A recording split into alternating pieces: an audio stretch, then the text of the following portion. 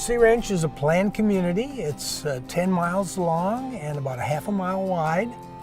It now has 1,800 homes, and of which maybe a third are full-time residents. I'm a longtime resident here for 41 years.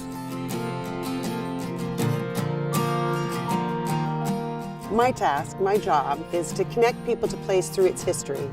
And by doing so, we then begin the story of what became known as the Sea Ranch in the 60s.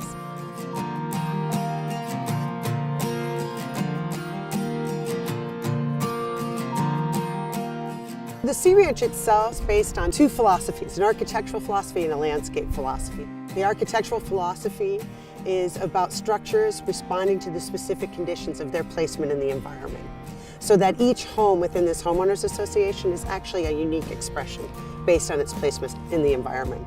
Yet all the homes as a whole respond to one another in a cohesive way, so we're really a grouping.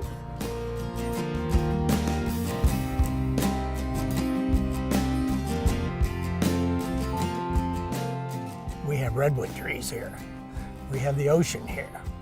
We have meadows here that were the sheep grazing meadows and the cattle grazing meadows. That was the original reason that settlers came to this section of the coast, and that they wanted an area to graze cattle and sheep.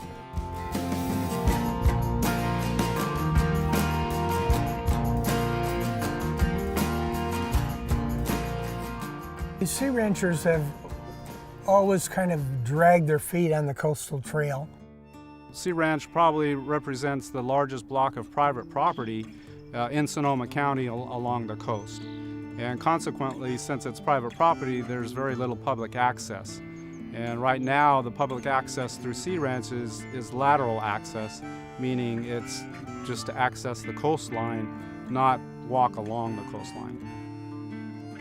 The people of Sonoma County saw this as a big problem that was happening up and down the coast in that early 70s time when major development was being proposed for our coast.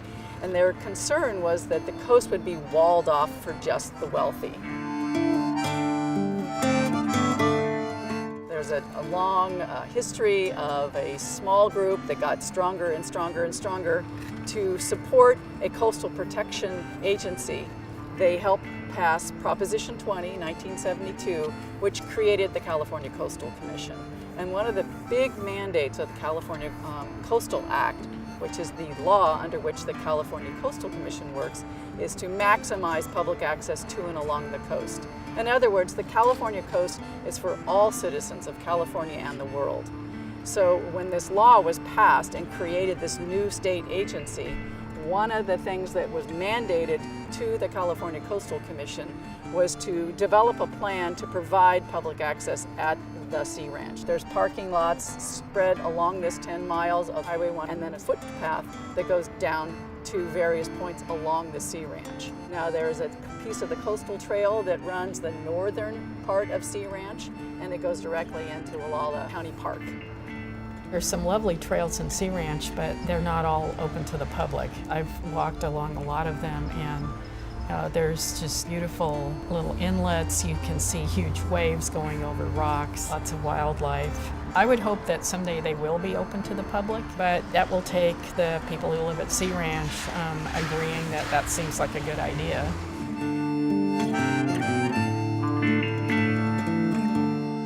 With respect to Sea Ranch, obviously some aspects of those trails are private, because it is a homeowners association. We do allow groups that want to walk the coastal trail to come and get permission and to get a permit to walk it. So if you're really hot for the coastal trail, you can do it. The beaches are public. I mean, the public owns the beach. The state of California owns the beach. We don't own the beach. All lodge guests can use any of the Sea Ranch trails. And the Sea Ranch trails now are, we've got a complete bluff trail, we've got a mid-meadow trail, we've got a trail next to Highway 1, we got a trail up in the forest, and then we have connecting trails. And collectively, I think they're talking like 50 miles of trails on Sea Ranch. So, you know, we love the trails. I mean, people come here for the trails.